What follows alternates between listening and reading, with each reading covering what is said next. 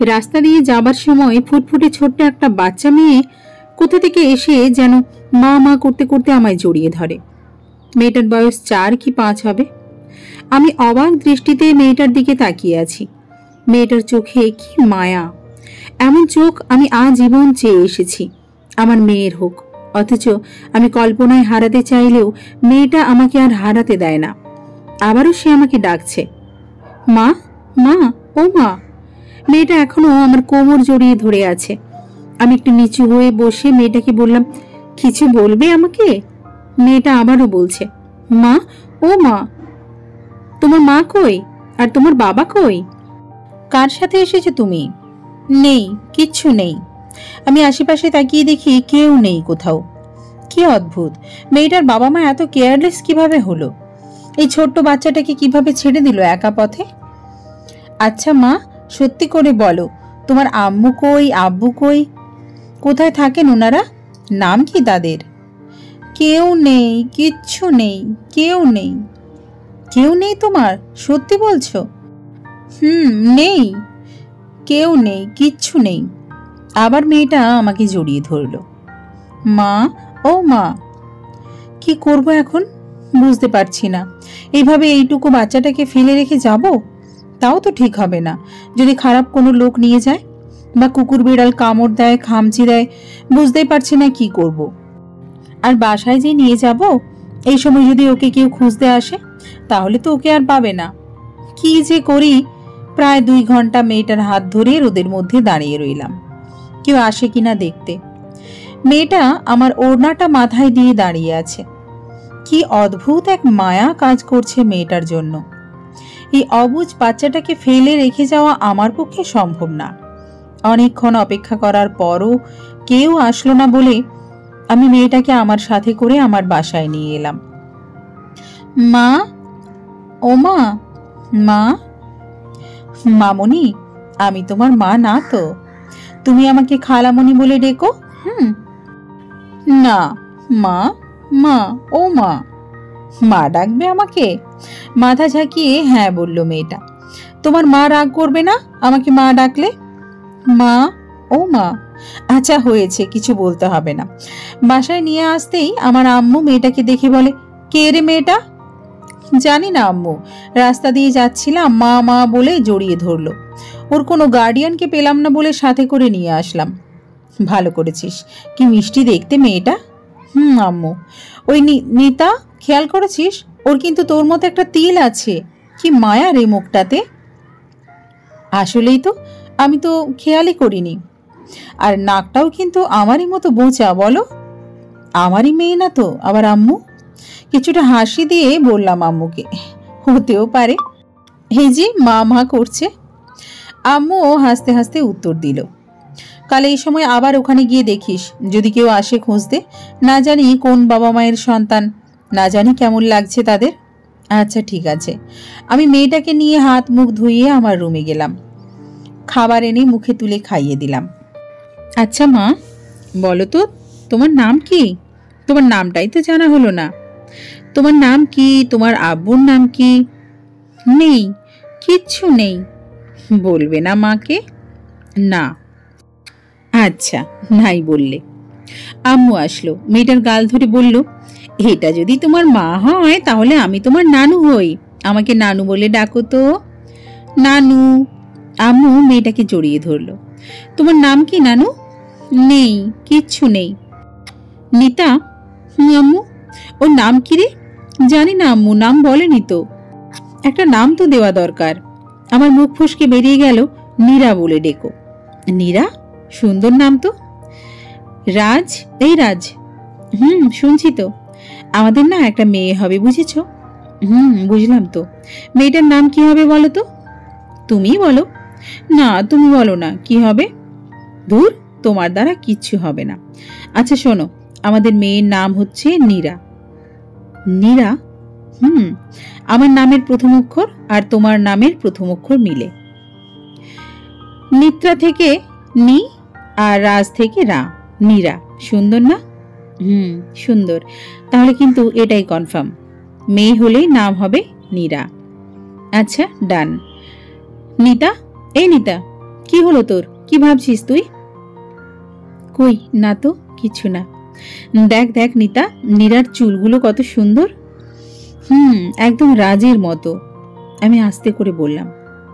কি বললি? ধুর, কিছু না। তুই না কি যেন বললি? কিছু বলিনি, বাদ দাও তো, রাত হয়ে গেছে। নীরাকে জড়িয়ে ধরে আমি শুয়ে আছি। ওর গায়ের ঘ্রাণটা আমার এত চেনা চেনা লাগছে কেন? রাজ, এই রাজ। কলিজা বলো। তুমি শুধু আমার, বুঝলে? আমার মানে শুধুই আমার। তোমার চুল, চোখ, ঠোঁট, এমনকি তোমার গায়ে যে বিন্দু বিন্দু ঘামগুলো হয় না, সেই ঘামগুলোও আমার। তুমি জানো প্রতিটা মানুষের শরীরের একটা ঘ্রাণ আছে। না, জানি না তো। তুমি আমার গায়ে কোনো ঘ্রাণ পাও না? পাই তো, পারফিউমের ঘ্রাণ। আচ্ছা, তুই কি কোনোদিন আমাকে বুঝবি না? পারফিউমের ঘ্রাণ, তাই না? এই জন্যই আমাদের বনে না। আমার পুরো উল্টো হয়েছিস তুই। যা, ব্রেকআপ। আচ্ছা ঠিক আছে। উফ, কবে বুঝবি আমায়? মা, ও মা, তুমি ঘুমোওনি মা? না, তুমি আমায় ঘুম পাড়িয়ে দাও না মা। নিতা বলল, শুনছি। আমার না ঘুম আসছে না, একটু ঘুম পাড়িয়ে দাও না। একটু চুলগুলো টেনে দিলে ঘুমাতাম আমি। এখন তো আমি দূরে কলিজা, নইলে ঠিকই দিতাম মন খারাপ করে। আচ্ছা তাহলে ফোন কেটো না, লাইনে থাকো। আমি ঘুমিয়ে গেলে লাইন কেটে দিও। আচ্ছা মা, ও মা, একটু ঘুম পাড়িয়ে দাও না। আয় রে ঘুম আমার রাজের চোখে আয়। ধুর, আয় রে ঘুম আমার নীরার চোখে আয়। ধুর, আমি কেন বারবার ভাবনা জগতে হারিয়ে যাচ্ছি? আজ এতগুলো দিন পর আমার কেন সেই মানুষটার কথা বারবার মনে হচ্ছে, যে মানুষটা আমাকে। মা, ও মা, তুমি ঘুমোওনি মা? না। আচ্ছা, আমি তোমার মাথায় হাত বুলিয়ে দিচ্ছি, তুমি ঘুমাও। আমি নীরাকে ঘুম পাড়াতে পাড়াতে নিজেও ঘুমিয়ে পড়লাম। সকাল হতেই অনুভব করলাম কে যেন আমার গালে চুমু খাচ্ছে। আমি চোখ খুলতেই দেখি নীরা। এত সকালেই উঠে গেছো আম্মু? নীরা মাথা ঝাঁকিয়ে হ্যাঁ বলল। আমি নীরাকে হাত মুখ ধুইয়ে দিয়ে নিজেও ফ্রেশ হয়ে নিলাম। কিছুক্ষণ পরই আম্মু আমাকে ডাকছে, নিতা, নীরাকে নিয়ে খেতে আয়। আমি নীরাকে নিয়ে নাস্তা করতে গেলাম। শোন, নাস্তা করেই নীরাকে নিয়ে ওই জায়গায় যাবি যেখানে কাল নীরাকে পেয়েছিলি। আর যদি দেখিস কেউ ওকে নিতে আসেনি, তাহলে থানায় গিয়ে একটু জানিয়ে আসবি। ওর বাবা মা অবশ্যই থানায় জানাবে, আর তাহলেই ওকে ওর বাবা মা পেয়ে যাবে। আমি মাথা ঝাঁকিয়ে আচ্ছা বললাম। নাস্তা করার পর আমি নীরাকে নিয়ে আমার রুমে গেলাম। নীরা আমার কোমর জড়িয়ে ধরে বলল, মা, ও মা, আমি যাব না। তোমার আব্বু আম্মু চিন্তা করছে মা। তোমাকে না পেলে অনেক কান্না করবে তো তারা। এখনো কাঁদছে তোমার আব্বু আম্মু? নেই, কেউ নেই, কিচ্ছু নেই, আমি যাব না মা। আমি একটা দীর্ঘশ্বাস ফেলে বললাম, গিয়ে দেখি একটু তোমার আব্বু আম্মু কেউ নিতে এসেছে কিনা। না আসলে আমি তোমাকে আমার সাথে করে নিয়ে আসব, ওকে? নীরা মন খারাপ করে রইল। আমারও নীরাকে কাউকে দিতে ইচ্ছে করছে না, তবুও যে দিতে হবে। ওর মা বাবা না জানি কত কষ্ট পাচ্ছে ওর জন্য। আমি নীরাকে নিয়ে হাঁটতে লাগলাম। ওই পথে যেতে হবে যেখানে নীরাকে আমি গতকাল পেয়েছিলাম। কিছু দূর যেতেই আমি একটা মার্কেটে নিয়ে গেলাম নীরাকে। ওখান থেকে একটা নীল, একটা হলুদ আর একটা সাদা রঙের ড্রেস কিনে দিলাম, আর একটা পুতুল। নীরা এত কিছু পেয়েও খুশি না, ও মুখ ভার করে আছে। আমি ওকে জিজ্ঞেস করলাম, আরো কিছু লাগবে তোমার? খুশি হওনি তুমি? আমি যাব না মা। আমার এবার বুকটা কেঁপে উঠল। আমি নীরাকে নিয়ে আবার হাঁটতে শুরু করলাম। পৌঁছে গেলাম নীরাকে যেখানে পেয়েছিলাম সেখানে। গিয়ে দাঁড়িয়ে আছি, হঠাৎ খেয়াল করলাম আমার চোখ থেকে পানি পড়ছে। নীরা আমার কোমর জড়িয়ে দাঁড়িয়ে আছে। রাজ, বলো। আমাদের নীরার চুল হবে তোমার মতো, বুঝেছ? বুঝলাম। আর চোখও হবে তোমার মতো, আর আর হাসিটাও হবে তোমার মতো, আর আর আর ঠোঁট হবে আমার মতো। আমার ঠোঁটও সুন্দর, বুঝলেন? আমার ঠোঁট বেশি সুন্দর না, আমার ঠোঁট তোমার ঠোঁটের মতোই। আসলেই তো, আমার আর তোমার ঠোঁট একই রকম, কিন্তু তুমি সিগারেট খেয়ে কালো বানিয়ে ফেলেছ। আমার ঠোঁট কালো না। ওকে, আমার ঠোঁট কালো হয়েছে? হয়েছে। আমার কালো ঠোঁটই পছন্দ। দূর মা, ও মা, আমি যাব না। আমি নীরার কপালে একটা চুমু খেয়ে নীরাকে নিয়ে আমার বাসার দিকে আবার রওনা দিলাম। যেই বাবা মা এত কেয়ারলেস, তাদের কাছে যেতে হবে না নীরাকে। এইটুকু একটা বাচ্চা মেয়েকে সামলে রাখতে পারে না। আর যদি মেয়ের প্রতি এতই মায়া থাকতো, তাহলে ঠিকই এতক্ষণে খোঁজ করা শুরু করত। এসব মনে মনে বকতে বকতে নীরাকে নিয়ে বাসায় চলে এলাম। জানি না নীরাকে হারানোর ভয়ে এসব বলছি, তাদের দোষ দিচ্ছি, মিথ্যে বাহানা দিচ্ছি, নাকি সত্যি সত্যি এগুলো আমার মনের ভাবনা। এই মুহূর্তে এসব কিচ্ছু জানার দরকার নেই আমার। আমার শুধু নীরাকেই দরকার। নীরাকে সাথে নিয়ে বাসায় পৌঁছাতে দেখে আম্মু জিজ্ঞেস করলো, কি রে, নীরার বাবা মাকে পাসনি? না। থানায় গিয়েছিলি? এত কিছু করার দরকার নেই আম্মু। ওর বাবা মায়ের কাছে ওর মূল্য থাকলে ঠিকই এতক্ষণে খোঁজ করত, আর এভাবে ওকে ছেড়ে দিত না রাস্তাঘাটে। ওর যদি কিছু হয়ে যেত তখন কি হতো ভেবেছ? ওর বাবা মা যদি কখনো খোঁজ করে আর আমার সামনে আসে, তাহলে ওকে আমি তাদের হাতে তুলে দিব, তার আগে না। আম্মুকে কোনো কথা বলার সুযোগ না দিয়ে নীরাকে সাথে করে নিয়ে আমার রুমে চলে গেলাম। আমি গিয়ে খাটে বসতেই নীরা হঠাৎ আমাকে জড়িয়ে ধরল, আমার কপালে গালে চুমু খেলো। আমিও ওকে জাপটে ধরে আমার বুকে শক্ত করে জড়িয়ে নিলাম। ফ্রেশ হয়ে খাওয়া দাওয়া করার পর আম্মু হঠাৎ আমার রুমে এলো। নিতা শোন। আম্মু বলো। আমি বুঝতে পারছি তোর ওর জন্য খারাপ লাগছে, কিন্তু এটা কি ঠিক হচ্ছে? আম্মু, আমি গিয়েছিলাম না ওকে নিয়ে, ব্যাস শেষ। নীরা আম্মুকে জড়িয়ে ধরে বলে, নানু আমি যাব না। আম্মু আর কোনো কথা বলল না। চলতে লাগলো নীরাকে নিয়ে আমাদের জীবন। দেখতে দেখতে অনেকগুলো দিন কেটে গেল। নীরা আমাকে মা আর আম্মুকে নানু বলেই ডাকে। নীরা এখন আমাদের জীবন, ওকে ছাড়া একটা মুহূর্তও আমরা ভাবতে পারি না। নীরাকে নিয়ে আমরা প্রায়ই ঘুরতে বের হই। নীরাও অনেক খুশি আমাদের সাথে। একদিন রাতে নীরা আমাকে বলে, মা মা আমি বাবার কাছে যাব। আমি অবাক হয়ে গেলাম। আমি ওর বাবাকে এখন কই পাবো? মনে একটা ভয় কাজ করতে শুরু করলো। যদি ও চলে যায় ওর বাবা মায়ের কাছে, তাহলে আমি থাকবো কি করে ওকে ছাড়া? আমি নীরাকে গল্প শুনিয়ে ঘুম পাড়ালাম। কিছুক্ষণ পর আমিও ঘুমিয়ে পড়লাম। অন্ধকার ঘর, এক দল লোক ঢুকলো। হঠাৎ রুমের ভেতর দরজা খোলা ছিল কিনা জানা নেই, চিল্লাবো সেই শক্তিটাও পাচ্ছি না। লোকগুলো তাদের হাতে থাকা লাইট দিয়ে নীরাকে দেখছে। একজন আমার বুক থেকে নীরাকে টেনে নেওয়ার চেষ্টা করছে। আমি খুব চেষ্টা করেও নীরাকে ধরে রাখতে পারছি না তাদের শক্তির সাথে। নীরা কান্না করছে, বারবার বলছে, আমি যাব না মা, আমি যাব না। কিন্তু হঠাৎই নীরার হাতটা ছুটে গেল আমার হাত থেকে, আর লোকগুলো নীরাকে টানতে টানতে নিয়ে যাচ্ছে। আমি চিৎকার করে কাঁদছি আর বলছি, ওকে তোমরা নিও না প্লিজ, আমি আমার মেয়েকে ছাড়া থাকতে পারবো না। কিন্তু ওরা আমার নীরাকে আমার কাছে দিচ্ছে না। নীরা চিৎকার করে কাঁদছে, আমি যাব না মা, আমি যাব না। হঠাৎ করেই আমার ঘুমটা ভেঙে যায়। আমি কিছুটা স্বস্তির নিঃশ্বাস ফেললাম। আমি এতক্ষণ স্বপ্ন দেখছিলাম, দুঃস্বপ্ন দেখছিলাম। নীরার কিছু হয়নি তো? কেউ নিয়ে যায়নি নীরাকে আমার থেকে? নীরাকে শক্ত করে বুকের সাথে জড়িয়ে ধরি আমি। না না, আমি নীরাকে ছাড়া থাকতে পারবো না, কিছুতেই না। নীরা আমার মেয়ে, আমি ওর মা।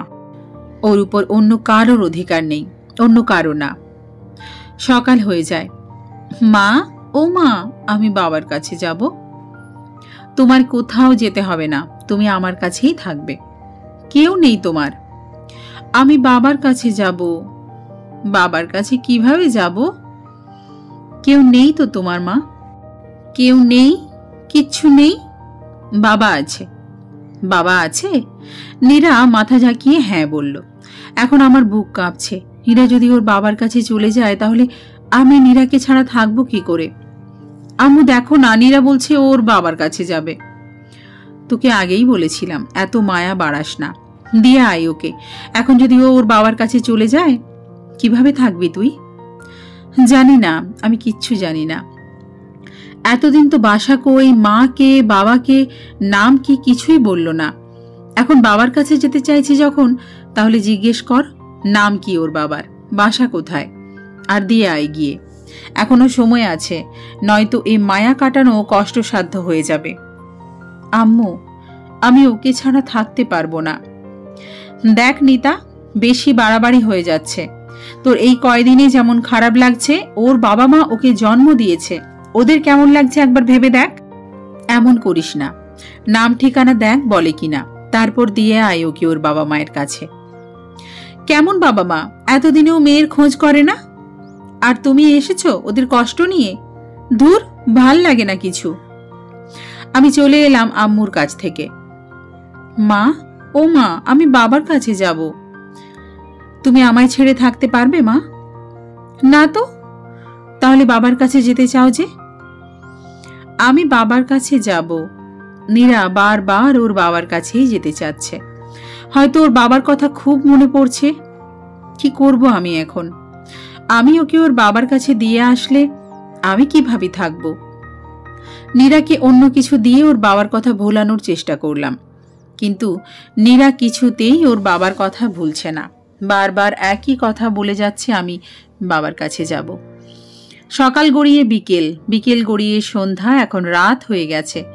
নীরা এখন কান্না শুরু করে দিয়েছে। ও ওর বাবার কাছে যাবে। আমার নীরার কান্না সহ্য হচ্ছে না। আমি মনস্থির করলাম ওই নীরাকে ওর বাবার কাছে নিয়ে যাব। তা যেভাবেই হোক। কান্না করে না মা, কান্না করে না। আচ্ছা ঠিক আছে, আমি তোমায় তোমার বাবার কাছে নিয়ে যাব। প্লিজ থামো। সকাল হোক, সত্যিই নিয়ে যাব তোমার বাবার কাছে আমি তোমায়। নীরা এবার কান্না থামিয়ে ছোট করে একটা হাসি দিয়েছে। ওর হাসিটাও যেন আমার খুব চেনা। আচ্ছা মা, তুমি যে তোমার বাবার কাছে যেতে চাও, তোমার বাবাকে আমি পাবো কই? আর তোমার বাবার নাম কি? আমার বাবা বাসায়। বাসায় তো, কিন্তু তোমার বাবার বাসা কই? নীরা মাথা নিচু করে চুপ করে আছে। আচ্ছা ঠিক আছে, মন খারাপ করতে হবে না, বাসার ঠিকানা খুঁজে নিব যেভাবে হোক। এখন বলো তোমার আব্বুর নাম কি, মানে তোমার বাবার নাম? আমার আব্বুর নাম হচ্ছে রাজ রহমান, আর আমি নীরা রহমান। নীরার কথা শুনে আমার বুকের ভেতর যেন আচমকা এক ঝড় বয়ে গেল। তোমার আব্বুর নাম কি বললে মা? রাজ রহমান। তুমি রাজের মেয়ে, আর তোমার নাম নীরা রহমান? তাহলে আগে বলনি কেন? নীরা চুপ করে আছে, আর এদিকে আমার বুকের ভেতর তুফান বইছে। যে মানুষটাকে একসময় পাগলের মতো ভালোবাসতাম আমি, যাকে নিয়েছিল আমার হাজারো স্বপ্ন বোনা, নীরা কিনা তারই মেয়ে। আমার দেওয়া নামটাও আছে, শুধু মায়ের জায়গায় আমার নামটাই নেই। যে মানুষটার জন্য আজও আমি একটা মুহূর্ত ভালো থাকতে পারি না, সেই মানুষটারই মেয়ে এই নীরা। অথচ আজ আমি কই আর সে কই। নীরা তো ঠিকই আছে, শুধু আমিই নেই তার জীবনে। আমি নীরাকে শক্ত করে বুকের মাঝে জড়িয়ে ধরলাম। চোখ থেকে দরদর করে পানি পড়ছে আমার। রাজের মেয়ে তুমি মা? তাকাও তো আমার দিকে। চোখ দুটো একদম বাবার মতো হয়েছে, আর হাসিটাও, চুলও বাবার মতো, কিন্তু নাক আর ঠোঁট আমার মতো হলো কিভাবে? আর তিলটা? আচ্ছা বাদ দাও, আল্লাহ হয়তো আমার ইচ্ছেটাই পূরণ করে তোমাকে দুনিয়ায় পাঠিয়েছেন, আমার স্বপ্নের মতো করে। আমি নীরাকে দেখছি আর ওর সারা মুখে চুমু খাচ্ছি। আমার গর্ভে না হোক, রাজের সন্তান তো। কেন যেন রাজের সন্তান জানার পর থেকে নীরার জন্য মায়াটা আরো বেড়ে যাচ্ছে। ভালোবাসা বুঝি এমনই হয়। রাজ আমার জীবনের অন্যতম এক অধ্যায়ের নাম, যাকে ভালোবেসে আমি বুঝেছিলাম ভালোবাসা কি, ভালোবাসলে কেমন অনুভূতি হয়, যাকে ছাড়া একটা মুহূর্ত আমি কল্পনা করতে পারতাম না। যে অন্য কারোর হবে তা আমি একটা মুহূর্তের জন্য মানতে পারতাম না। যে আমায় শিখিয়েছিল কাউকে ভালোবাসলে অন্তরাত্মা উজাড় করে ভালোবাসতে হয়, সেও আমাকে ভালোবাসত। শুধু বাসত না, খুব বেশি ভালোবাসত। আর তার অস্তিত্ব জুড়েও একটা সময় শুধু আমিই ছিলাম। কিন্তু এই যে বলে না, কখন কি হয়ে যায় কেউ বলতে পারে না। তাই তো আজ সে কোথায় আর আমি কোথায়। এখন কেউ কারো মুখটাও দেখতে চাই না, অথচ রাজের মুখটা আমার চোখের সামনে ভাসছে। ও তো শুধু আমার ভালোবাসা ছিল না, ও তো আমার মা। ও মা, সকালে নিয়ে যাবে তো বাবার কাছে? নিয়ে যাব, কিন্তু তোমার বাবাকে আমি পাবো কই? নীরা কাঁদতে কাঁদতে বলল, আমি বাবার কাছে যাব, আমি বাবার কাছে যাব। আমি নীরাকে বললাম, নিয়ে যাব আমি কাল তোমায় তোমার বাবার কাছে, যেইভাবেই হোক। এখন ঘুমাও মা, অনেক রাত হয়েছে। নীরা আমাকে জড়িয়ে ধরে শুয়ে পড়ল। আমার চোখের জল বাঁধ মানছে না। আমি যে নীরাকে ছাড়া থাকতে পারবো না। সকাল হলো, আম্মুকে বললাম নীরাকে ওর বাবার কাছে দিয়ে আসতে যাচ্ছি। ওর বাবাকে তুই পাবি কই? জানি না। আম্মু নীরাকে জড়িয়ে ধরে কান্না করে দিয়ে বলল, নানুকে দেখতে এসো কিন্তু। নীরা আম্মুকে চুমু খেয়ে বলল, আসবো। আমি নীরাকে নিয়ে বেরিয়ে পড়লাম। সেই জায়গাটায় গেলাম যেখানে নীরাকে আমি প্রথম পেয়েছিলাম। ওখানে গিয়ে দাঁড়াতেই নীরা আমার হাত ধরে পাশে থাকা কেজি স্কুলটাতে নিয়ে গেল। আমি অবাক হলাম, ও আমাকে এখানে নিয়ে এলো কেন? নীরা আমাকে আস্তে আস্তে হাত ধরে একটা ক্লাসে নিয়ে গেল। ক্লাসে নিয়ে যেতেই ছোট ছোট কয়েকটা বাচ্চা নীরা নীরা করে নীরাকে জড়িয়ে ধরল। বুঝতে পারলাম নীরা হয়তো এই ক্লাসে পড়ে, কিন্তু ও আমাকে আগে কখনো বলেনি এ কথা। আমি নীরাকে নিয়ে ওদের স্কুলের টিচারের কাছে গেলাম। ওর টিচার ওকে দেখে আমাকে জিজ্ঞেস করে, কে হন আপনি ওর? ও এতদিন স্কুলে আসেনি কেন? প্লের ক্লাস ভালোভাবে না করলে ওপরের ক্লাসে উঠবে কি করে? আমি ওর টিচারকে বললাম, ওর বাসার নাম্বারটা আছে আপনাদের কাছে? ও এতদিন আমার কাছে ছিল, হারিয়ে গিয়েছিল, আমি ওকে পেয়েছি। কি বলেন?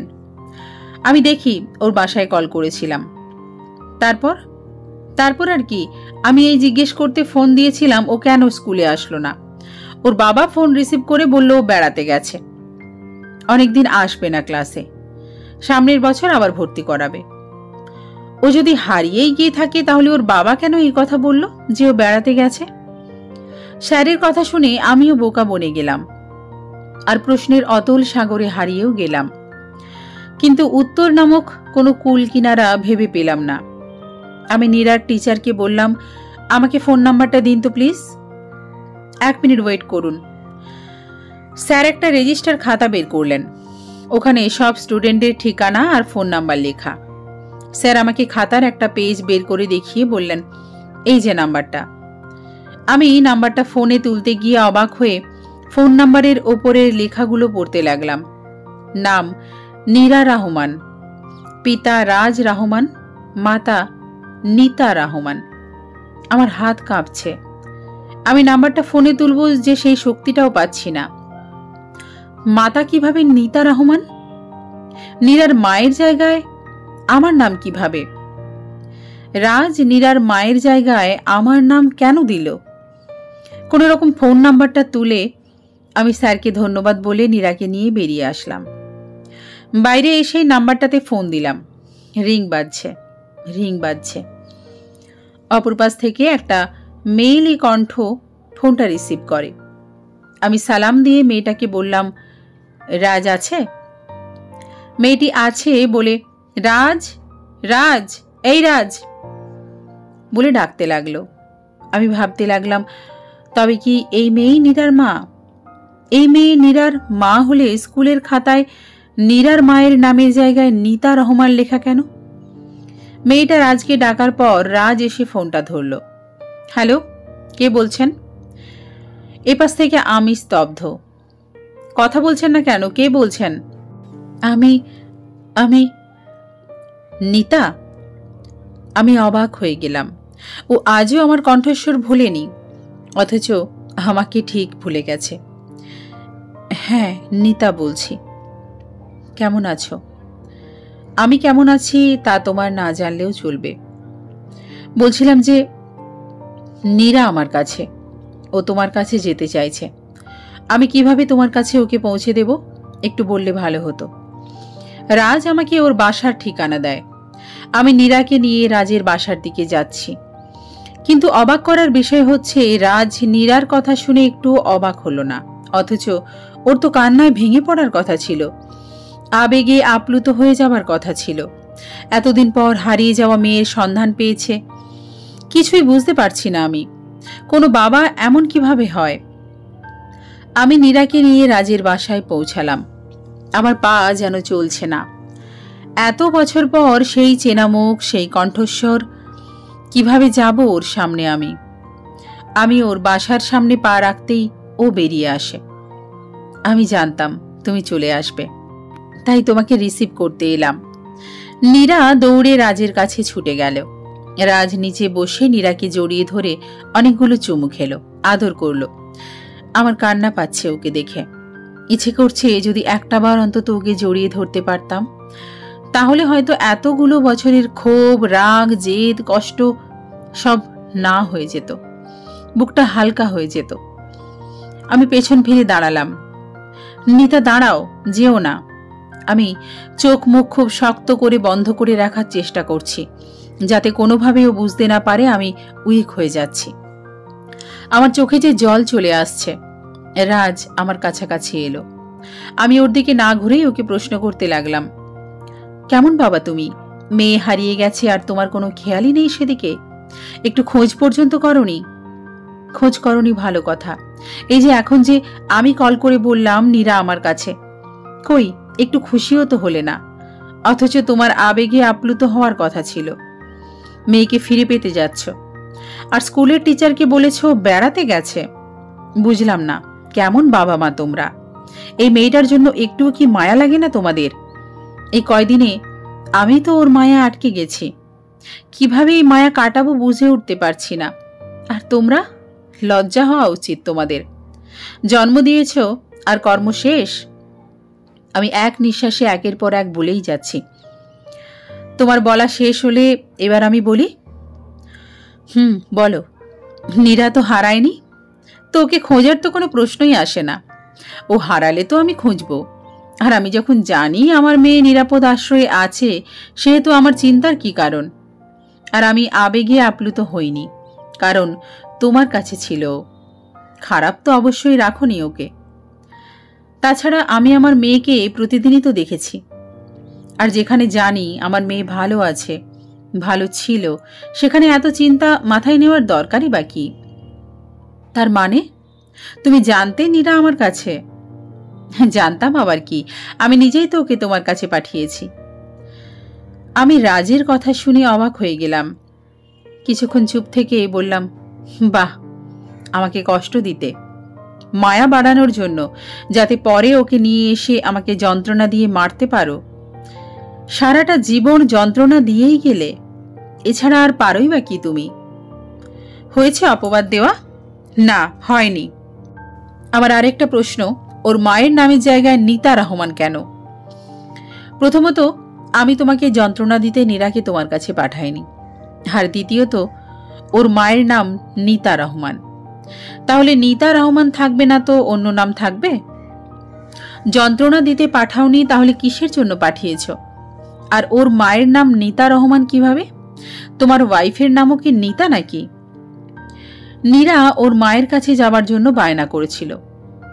স্কুলে গিয়ে দেখতো সবার মা আছে, ওর মা নেই। তখন খুব কান্না করত, তাই তোমার কাছে পাঠিয়েছিলাম। আর আমার ওয়াইফের নাম তো নীতাই, তুমি কি জানো না? আমি অবাক হয়ে রাজকে জিজ্ঞেস করলাম, তাহলে কি নীরা আমার মেয়ে? কিন্তু তা কি করে সম্ভব? আমার বাচ্চা তো জন্মের সময় কি অনাথ আশ্রমে দিয়ে এসেছ, নাকি মেরে ফেলেছ? রাজ, প্লিজ, এসব কি বলছো তুমি? কি বলছি মানে কি? তুমি তো কখনো চাওইনি আমাদের মেয়েকে তোমার কাছে রাখতে কিংবা জন্ম দিতে। বাহ, তুমি বলছো এ কথা, যে কিনা আমাকে প্রেগন্যান্ট অবস্থায় ছেড়ে দিয়েছিলে মরার জন্য। নীতা, রাগের মাত্রা ছাড়িও না আমার। কি রাগ দেখাবে তুমি আমার সাথে? আর কি বলেছিলে তুমি জানো? নীতা বাইরে যাবার আগে বিয়ে করে রেখে যাই, কাউকে জানানোর দরকার নেই আপাতত। তুমি পড়াশোনা করতে থাকো, আমি 2 বছর পরে এসে বাসায় জানিয়ে অনুষ্ঠান করে ঘরে তুলব তোমায়। তখন শুধু আমাদের পরিবার জানবে আমাদের আগে বিয়ে হয়েছিল, আর কেউ জানবে না। আর আমিও তোমার কথায় তাই করলাম। বিয়ে হলো, তুমিও চলে গেলে, কিন্তু কে জানতো আমি যে ছোট্ট একটা প্রাণ আমার দেহে লালন করছিলাম। যখন তোমাকে জানালাম, তুমি কি করলে? আমার সাথে সব যোগাযোগ বিচ্ছিন্ন করে দিলে। একটাবার ভেবেছিলে আমার কি হবে, আমি কোথায় যাব? আমি তোমার সাথে ইচ্ছে করে যোগাযোগ বিচ্ছিন্ন করিনি নিতা। মনে করে দেখো, তোমার প্রেগনেন্টের কথা শুনে আমি কতটা খুশি হয়েছিলাম। আর আমি বলেছিলাম যেইভাবেই হোক আমি দেশে চলে আসব। আমার এখন তোমার পাশে থাকা প্রয়োজন। আর দেশে এসেই সবাইকে আমাদের বিয়ের কথা জানিয়ে দেব। বলিনি আমি? হ্যাঁ বলেছিলে, কিন্তু তারপর কি করেছিলে? চোরের মতো পালিয়েছিলে? আমি পালাইনি নিতা। আমি তোমার সাথে এরপর যোগাযোগ করতে পারিনি, কারণ আমি জেলে ছিলাম। পুলিশ আমাকে ভুল বুঝে ধরে নিয়ে গিয়েছিল। আমি নতুন ছিলাম সেখানে, তাই কিছুই করতে পারিনি তখন। অনেক চেষ্টা করেছি, অনেক অনুরোধ করেছি, একটা বার যোগাযোগ করতে চেয়েছি দেশে, কিন্তু পারিনি। আর কেউ আমাকে ছাড়াতেও আসেনি। 2 দিনের এক ছেলের জন্য কার এত মাথা ব্যথা? তারপর যখন আমি কিছুদিন পর ছাড়া পেলাম, তোমার সাথে যোগাযোগ করার চেষ্টা করলাম, ফোন করলাম। তোমার বাড়ির লোকজন বলল, মানে তোমার কাকা বলল, তুমি আমার সাথে কোনো রকম যোগাযোগ করতে চাও না। খুব কষ্টে আমি দেশে ফিরলাম। তোমরা তোমাদের বাসাটাও ছেড়ে কোথায় যেন চলে গিয়েছ। কি করব তখন আমি, বলো? আমি কোনোভাবেই তোমার সাথে যোগাযোগ করতে পারছিলাম না। আমার খুব জানতে ইচ্ছে করছিল তুমি কেমন আছো, আমাদের সন্তান কেমন আছে। আমি বারবার তোমাদের নাম্বারে ট্রাই করলাম। যে নাম্বারটাতে কল ঢুকছিল সেই নাম্বারটাও বন্ধ করে দেওয়া হয়েছিল। তোমরা কোথায় আছো, কেমন আছো কেউ বলতে পারছিল না। শুধু বলেছে তোমরা এখন আর এই বাসায় থাকো না। তুমি একটাবার ভেবে দেখো তো, সেই সময় আমার কি পরিস্থিতি হয়েছিল। না পারছিলাম সইতে, না পারছিলাম মরতে। আমার গর্ভে যে আমাদের সন্তান ছিল, আর একজন বাবার পরিচয় ছাড়া সন্তানকে জন্ম দেওয়া কতটা কষ্টের ব্যাপার চিন্তা করেছো একবার? আমি তোমার বাসায় অবধি গিয়েছিলাম আমার সাথে তুমি যোগাযোগ বন্ধ করে দেবার পর, কিন্তু গিয়ে দেখি সবাই নাকি গ্রামে চলে গেছে। আর আমি তোমার গ্রামের বাসাটাও চিনি না, আর না আছে কারো নাম্বার আমার কাছে। তখন আমি মরণ ছাড়া কোনো পথ দেখতে পাচ্ছিলাম না। সবাই বলেছিল বাচ্চাটাকে নষ্ট করে ফেলতে। আমি সবাইকে তোমার কথা বললাম আমরা বিয়ে করেছি, কিন্তু তুমি তো নেই। তারাই বা কি করবে, কতজনের মুখ আটকাবে, কিভাবে সবাইকে বিশ্বাস করাবে আমার যে সত্যি সত্যি তোমার সাথে বিয়ে হয়েছে, যেখানে তোমারই উপস্থিতি নেই। আমি সবার সাথে যুদ্ধ করে আমাদের বাচ্চাটা রেখেছিলাম জানো, আর এলাকা ছেড়ে অন্য এলাকায় গিয়েছিলাম যাতে আমাদের সন্তানটাকে আমি বাঁচাতে পারি। যখন সময় ঘনিয়ে এলো হাসপাতালে ভর্তি হলাম, তখন কাকা কাকিরা বলল আমার নাকি মৃত সন্তান হয়েছে, আমি মৃত সন্তান জন্ম দিয়েছি। কিন্তু আমি তো শুনেছি অন্য কথা নিতা। দেখো ভাগ্যের কি পরিণতি। আমি সেদিন আমার এক বন্ধুকে নিয়ে ওই হসপিটালেই গিয়েছিলাম ওর অপারেশনের জন্য, যেখানে তুমি অ্যাডমিট হয়েছিলে। আমি তোমাকে দেখতেই এগিয়ে যাচ্ছিলাম খুশিতে, কিন্তু হঠাৎ তোমাকে কেবিনে নিয়ে যায় আর আমি লুকিয়ে পড়ি যাতে তোমার বাসার লোকজন কোনো সিন ক্রিয়েট না করতে পারে। আম্মুকেও দেখতে পাচ্ছিলাম না, শুধু তোমার কাকা কাকিদের দেখতে পাচ্ছিলাম। আর আমি তাদের সামনে যাইনি, কারণ সেখানে আমি নিজে তোমার সাথে যোগাযোগ করতে চেয়েছি, তারা করতে দেননি, বরং ফোন নাম্বারটাও অফ করে রেখেছেন। সেখানে আমি তুমি ছাড়া কাউকে ভরসা করতে পারছিলাম না, তাই তোমার জন্য অপেক্ষা করছিলাম। এক নার্সকে বললাম কোনো সমস্যা, সে বললেন বাচ্চা ডেলিভারি হবে। আমি অপেক্ষা করতে লাগলাম আর দোয়া করতে লাগলাম। কিছুক্ষণ পর দেখি নার্স আমার বাচ্চাটাকে নিয়ে কোথায় যেন চলে যেতে লাগলো। আমি তার পিছু পিছু যেতে লাগলাম, গিয়ে বললাম কি হয়েছে সিস্টার, ওই পেশেন্টের কি বাবু হয়েছে, পেশেন্ট ভালো আছে? নার্স আমাকে তার কোলে থাকা ফুটফুটে বাচ্চাটা দেখিয়ে বললেন এই যে মেয়ে বাবু হয়েছে। আমি নার্সের কোল থেকে আমার পরীটাকে কোলে নিলাম। চুমু খেতে খেতে বললাম, ওকে নিয়ে কোথায় যাচ্ছেন আপনি? তখন নার্স বলল, ওকে তারা রাখবেন না, ওর বাবার পরিচয় নেই। কোনো অনাথ আশ্রমে কিংবা যাদের বাচ্চা হয় না তাদের কাছে বা কোথাও দিয়ে দিতে বলা হয়েছে। ওর মা তাই চায়? হ্যাঁ, সবাই তাই চায়, তাই তো নিয়ে যাচ্ছি। সেদিন আমি আমার নীরাকে ওখান থেকে নিয়ে আসি, আর মনে মনে ভাবি জীবনে কোনোদিন আর তোমার সম্মুখীন হব না, যে কিনা আমার সন্তানকে অন্য কাউকে দিয়ে দেওয়ার সিদ্ধান্ত নিয়েছে। আর আমার মেয়ের মুখও তোমায় কোনোদিন দেখতে দিব না।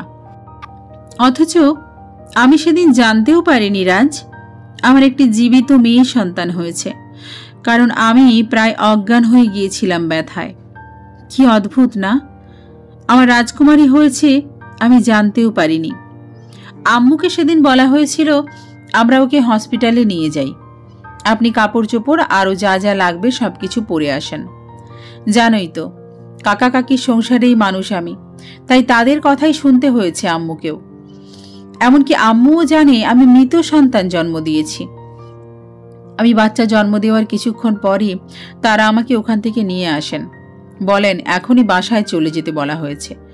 অথচ তখন আমি অসুস্থ শরীরে কাঁদতে কাঁদতে বাসায় চলে যাই। আমি আম্মুকে জড়িয়ে ধরে চিৎকার করে কাঁদতে থাকি। আমি আর আম্মু তো চেয়েই ছিলাম আমাদের সন্তানকে দুনিয়ায় আনতে, নইলে কি এতগুলো মাস পেটে রাখতাম বলো? একটাবার যদি তুমি আমার সামনাসামনি হতে, তাহলে এতগুলো বছর আমাদের মধ্যে ভুল বোঝাবুঝি থাকতো না, আমার নীরা মায়ের আদর থেকে বঞ্চিত হতো না। আমার কাকা কাকি তো চেয়েছিলেন আমি সব ভুলে যেন তাদের ছেলেকে বিয়ে করি, আমি করিনি। তারা ছোট থেকেই চাইতেন আমার সাথে তাদের ছেলের বিয়ে দিতে, কারণ তাহলেই আমার বাবার রেখে যাওয়া সম্পত্তি যা আমার নামে আছে তা সব তাদের দখলে এসে যেত। আর সেই জন্যই হয়তো তারা এত কিছু করেছেন। তোমার সাথে আমার যোগাযোগও হতে দেননি। বাসার সবাই না গ্রামে চলে গিয়েছিল, তাহলে এখানে কিভাবে আসলে আবার? নীরাকে নিয়ে গ্রামেই চলে গিয়েছিলাম। এই তো বছর 1 হয়ে ওকে ওখানে নিয়ে এসেছি তোমাকে খুঁজতে। যখন জেনেছি তুমি আবার তোমার আগের বাসায় ফিরে এসেছো, তখন পাশেই বাসা নিয়ে নিলাম। আর আমি কিন্তু হসপিটালে গিয়েও পরে তোমার খোঁজ করেছিলাম যখন আমার রাগ কমেছিল, কিন্তু পাইনি, কোথাও পাইনি তোমায়। এই রাগটাই একসময় তোমার জীবনে অনেক ক্ষতি করবে বলেছিলাম না একদিন আমি? বাদ দাও এখন এসব। মা, তুমি কাঁদছো কেন? তোমার মেয়ে তো পুরোই নাটকবাজ হয়েছে। আমার কাছে যখন গেল তখন মা নেই, কেউ নেই, কিচ্ছু নেই, এই কথা ছাড়া তার মুখে কোনো কথা নেই। এখন দেখি সে সব কথা বলতে পারে। আরে আমি তো শিখিয়ে দিয়েছিলাম বেশি কথা না বলতে, শুধু বলতে মা নেই, কেউ নেই, কিচ্ছু নেই। আর তোমাকে দেখিয়ে বলেছিলাম ওইটাই তোমার মা, আর বলেছিলাম বেশি কথা বললে কিন্তু মা ফেরত পাঠিয়ে দেবে আমার কাছে। তোমার কি একটুও কষ্ট হয়নি এতদিন নীরাকে ছাড়া থাকতে? আমি প্রতিদিন গিয়ে নীরাকে দেখে এসেছি দূর থেকে, কিন্তু তুমি দেখোনি। এতদিন তো ছিলই আমার কাছে, তাই ভাবলাম তোমার কাছেও থাকুক না কিছুদিন। নিতা, জি বলো। এখন কি নীরাকে ওর বাবা মার আদর একসাথে দেওয়া যায় না? বাকিটা জীবন কাটিয়ে দেওয়া যায় না আমার সাথে? আমি রাজকে জড়িয়ে ধরে কাঁদতে কাঁদতে বললাম, যায় তো, তবে রাগ কমাতে হবে আর রোমান্টিক হতে হবে। আমি যদি জিজ্ঞেস করি আমার গায়ের ঘ্রাণ কি তুমি পাও না, তখন বলতে পারবে না পাই তো, পারফিউমের ঘ্রাণ। কিন্তু নিতা, কি? আমি যে এখনো তোমার গায়ে পারফিউমের ঘ্রাণই পাচ্ছি। নীরা হাসতে হাসতে বলল, বাবা আমিও। আমি রাগী চোখে রাজের দিকে তাকিয়ে বললাম, যাও, ব্রেকআপ। নীরা আমাকে আর রাজকে জড়িয়ে ধরল। আমি নীরার কপালে চুমু খাচ্ছি আর রাজ আমার কপালে। আর সেই মুহূর্তে পৃথিবীর সব থেকে সুন্দর দৃশ্যটা মোবাইলে ধারণ করলো নীরার ছোট্ট ফুফি, রাজের ছোট আপু, যে কিনা একটু আগেই আমার কলটা রিসিভ করেছিল।